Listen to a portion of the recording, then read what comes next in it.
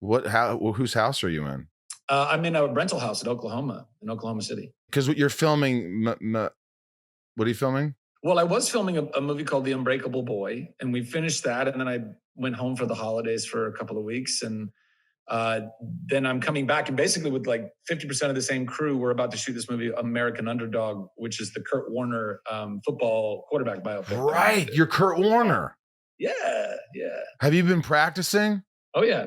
Can you throw a football? Can you throw a football? I can throw a football pretty well. I mean, I don't know that I throw it as good as Kurt Warner, but I mean, geez Louise. When you throw that good, you play in the NFL. That's true. But I've been doing a lot of like strength and conditioning training all through. Like once I got to Oklahoma, I started training, and all through shooting the last film, I was doing that, and also some QB training. Even before I came to Oklahoma, I had a QB coach who's now here in Oklahoma with me, and we're going to be running drills and, just getting form down and making sure, not even just how to throw a football well, or, what it means to be a quarterback, but specifically to emulate Kurt as best I can. And so, my quarterback coach, is kind of breaking down the various things that, Kurt would do. The way he steps back in the pocket, the way he kind of all of it, bounces, the way whatever it is. How you hold the ball, how you move with the ball, how your head's moving. Do you move your head at all?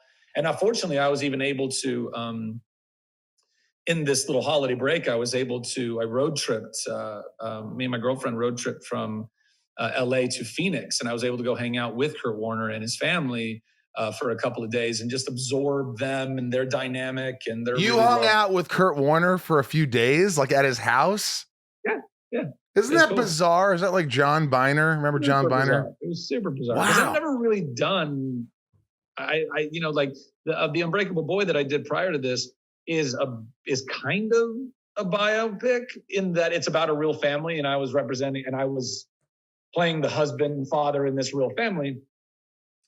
But he and I looked very different in real life, and the movie has it takes it takes enough of our artistic liberty to kind of create it and weave it all together in the way that those things typically do. And no one's gonna be the public scrutiny isn't looking at me and this other gentleman, Scott Lorette, his name. Right. Nobody's being like, wait a minute, but everybody knows Kurt Warner. So there's a whole nother level of scrutiny that you're under when you're representing being someone that is so well known and famous, I think. Well, look, as someone who, I know sports, I play football. I could actually throw the ball. I'm not bullshitting. I could throw, I have videos of me throwing a ball. I could throw a freaking football. I mean, I can, I'm telling you, obviously nobody's, Kurt Warner level. I mean, Tom Brady, but like Kurt Warner, what is interesting about, if I don't know anything about football, why would I go see a Kurt Warner? What is the catch? That's a great question. Yeah. I mean, what's it interesting? What's the story like in a nutshell? Don't break it down, but just in a nutshell. The movie's not really about the football. The football is the packaging in that, like, it's an incredible rags to riches Cinderella story. And the NFL is one of the most insane places that ever try and even make that thing happen.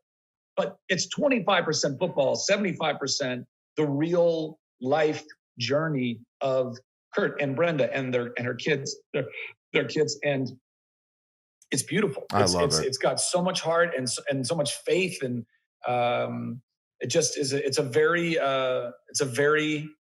uplifting. Yeah. Uplifting, humbling, encouraging story. We need that. And I think we need more of that all the time. Oh my God. I need more of it. So that's that.